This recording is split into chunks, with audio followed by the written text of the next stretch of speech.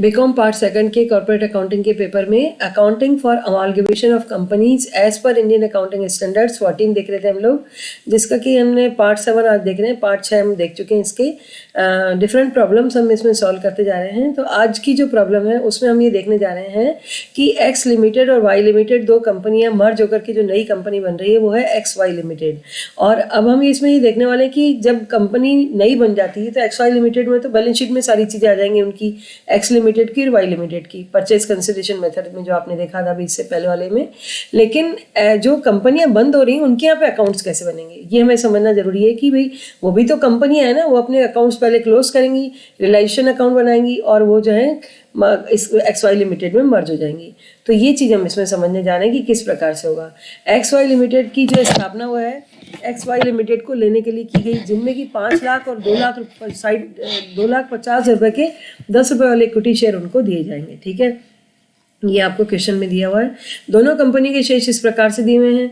X limited Y limited में share capital है, reserves है, सन्ड्री क्रेडिटर्स हैं, बीपी है लाइबिलिटी साइड में, और एसेट साइड में आपको दे रखा है land and building, plant and machinery, stock, sundry debtors, BR and cash book. ये आपको दे रखा है क्वेश्चन में। चलिए आगे बढ़ते हैं।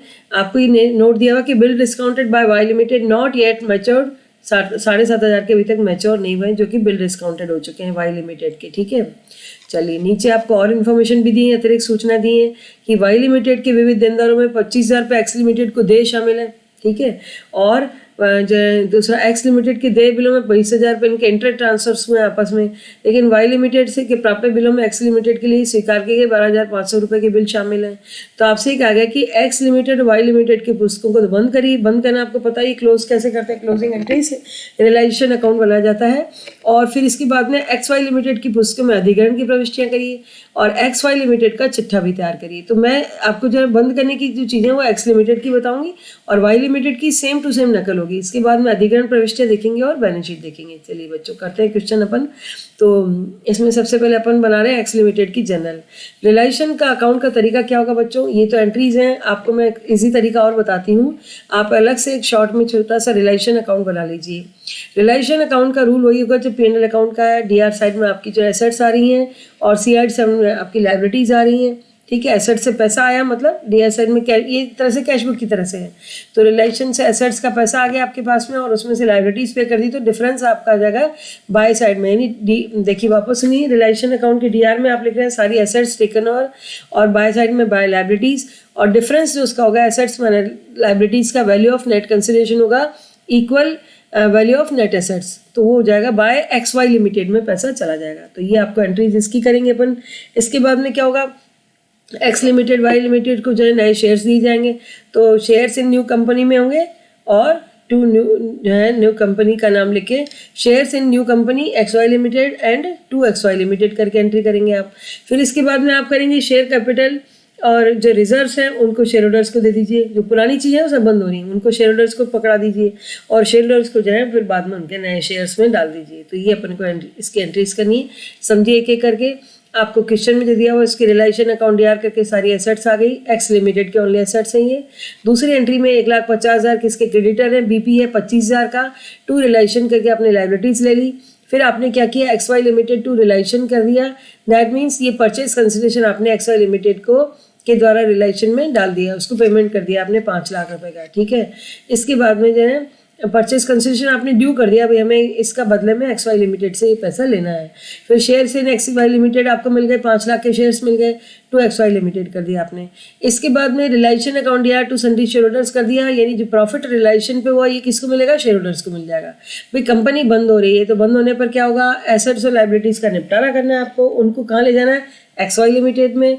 और जो रियलाइजेशन हुआ, रियलाइजेशन पे अगर प्रॉफिट या लॉस जो भी होता है वो सन्ड्री शेयर होल्डर्स को जो है कंपनी के एक्स वाई लिमिटेड के एक्स लिमिटेड के शेयर होल्डर्स को दे दिया जाएगा। ठीक है, इसके बाद में शेयर कैपिटल रिजर्व पड़े हुए, मतलब सारी चीज़ें बैलेंस शीट को अच्छे से समझिए बच्चों। आप जो भी हमारे पास पड़ा हुआ उसको निपटाना है। एसेट लाइबिलिटी आपने निपटा ली, बाकी क्या बचता है आपके पास में, कैपिटल, उसको निपटा दिए। अब आपके पास बचती है शेयर कैपिटल और रिजर्व बचता है, उनको भी निपटाइए। 3,75,000 की देखिएगा उसकी बैलेंस शीट में आपकी कैपिटल होगी। ये देखिए बैलेंस शीट आपको दे रखी 3,75,000 और रिजर्व दे रखे आपको 1 लाख के। इन दोनों को भी निपटाना है। एसेट्स और लाइबिलिटीज आप ऑलरेडी निपटा चुके हो, तो इन दोनों को भी क्या किया जाएगा, शेयर होल्डर्स को दे दिया जाएगा। तो इसकी एंट्री होगी अपनी ये आपको इसकी एंट्री दी गई है कि share capital account DR, reserve account DR. DR क्यों है?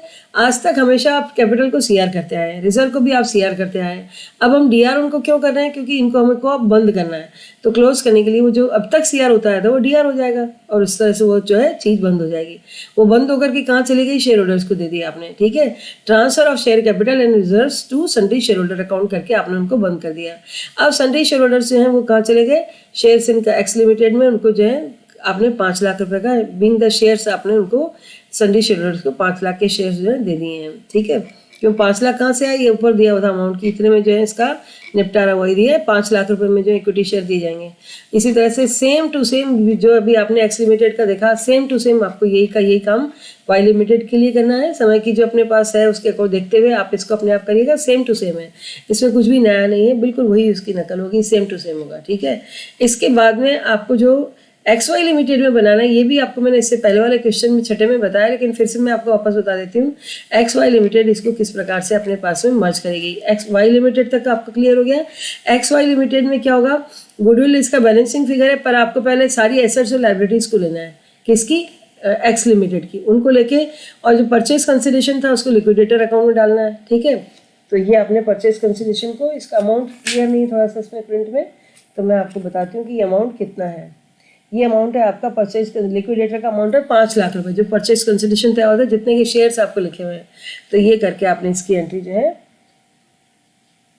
आपको करनी है। इसकी एंट्री लैंड एंड बिल्डिंग आपका 1 लाख का है ना, हाँ ये है। इस तरह से करना है। प्लांट एंड मशीनरी, स्टॉक हो गया, sundry debtors, BR, cash book, इनके सबके डिफरेंस में जो भी आए, अगर डीआर में डिफरेंस आए तो गुडविल कर दीजिएगा और सीआर में डिफरेंस आए तो उसको कैपिटल रिजर्व कर देंगे आप, ठीक है। इसके बाद में वाई लिमिटेड की ले रही वाई लिमिटेड का भी सेम एंट्री हो जाएगी, लेकिन वाई लिमिटेड में और एक्स लिमिटेड में फ़र्क क्या हुआ? बहुत ही अच्छा क्वेश्चन है बच्चों, इसको आपको करना है अच्छे से समझ के।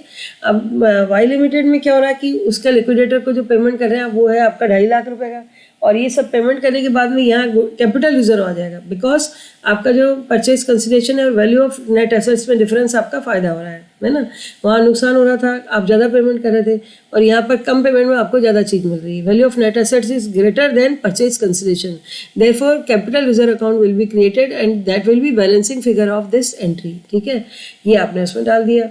चलिए अब एंट्री बन रही है आपकी लिक्विडेटर ऑफ एक्स लिमिटेड और लिक्विडेटर ऑफ वाई लिमिटेड, दोनों 5 लाख 2.5 लाख के आ गए। आपकी शेयर कैपिटल बन गई किसकी? एक्स वाई लिमिटेड की 7.5 लाख रुपए की, ठीक है। चलिए सिंडिकेटर्स जो है वो सिंडिकेटर्स में चले जाएंगे, है ना, म्यूचुअल आपस में इनका निपटाइए। बीपी जो है वो बीआर में चले जाएंगे और कैपिटल रिजर्व और गुडविल का भी आपस में निपटारा कर दिया जाएगा। तो इस तरह से एंट्री होगी। लास्ट में बैलेंस शीट में आपकी जो नई चीज़ें बन गई हैं, 7.5 लाख की कैपिटल बनी है और कैपिटल रिजर्व आपका क्रिएट हो गया 37,500 से, और लाइब्रेरीज जो नई क्रिएट हुई हैं चेंज होकर के दोनों के बाद में वो लिखेंगे आप। यानी अब ये जो नई बैलेंस शीट बन रही है, यहाँ पर एक्स और वाई का अस्तित्व समाप्त होकर के नई कंपनी बन चुकी है, that is called X Y limited. और इसके एसेट्स आपको दे रखी हैं, करंट एसेट्स दे रखी हैं और कैश दे रखा है। तो ये टोटल जाकर के आपकी 10,12,500 की एसेट्स और लाइब्रेरीज बनती हैं, जो कि इस क्वेश्चन की लास्ट में बैलेंस शीट है एक्स वाई लिमिटेड नई कंपनी की। धन्यवाद।